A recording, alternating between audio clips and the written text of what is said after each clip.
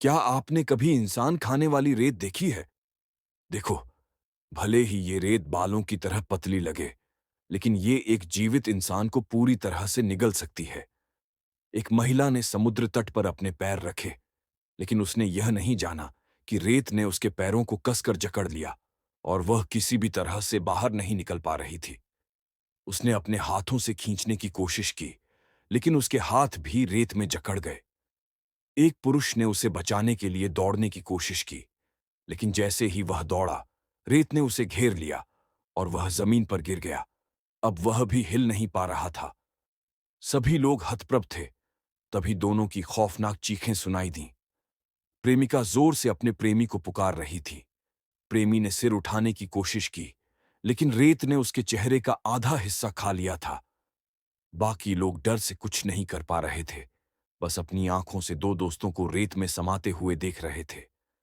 लेकिन कल रात यहां शोर शराबा और मस्ती का माहौल था। कुछ युवक यहां पार्टी कर रहे थे। दो पुरुष किसी तरह एक बड़ा मांस का टुकड़ा लाए और उसे आग पर सेंकने लगे। सुबह महिला आधे सोते हुए उठी, लेकिन उसने पाया कि समुद्र तट पर सभी लोग गायब थे। केवल कुछ कपड़े रह गए थे। तभी एक छोटा पक्षी समुद्र तट पर खाना ढूंढ रहा था और अचानक ऐसा लगा जैसे कुछ उसे पकड़ लिया। महिला ने अपनी आंखों से यह दृश्य देखा और पक्षी रेत में समा गया।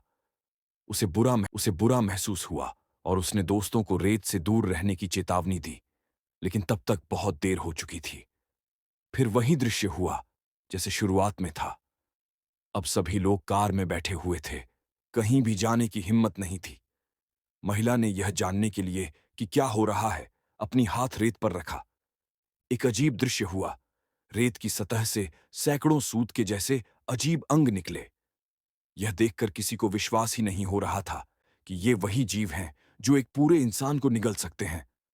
दूसरी तरफ बड़ा व्यक्ति दादू भी जाग चुका था, लेकिन उसे यह याद नहीं था कि उसने पिछली रात कितनी शराब पी थी, जो उसे एक धातु की बाल्टी में सोने पर मजबूर कर दिया। वह जोर जोर से हिलाने की कोशिश करता रहा, लेकिन बाल्टी से बाहर नहीं निकल पा रहा था। सभी दोस्त उससे कह रहे थे कि रेत में कुछ अजीब है और कई दोस्त खत्म हो चुके हैं। दादू को यह सुनकर होश आया और अब सभी लोग वहीं रुककर यह देखने लगे कि क्या ये राक्षस अपने आप चले जाएंगे। समय बीतने के साथ सूरज की तेज गर्मी में सभी लोग प्यासे हो रहे थे और कार में खाना भी खत्म हो रहा था।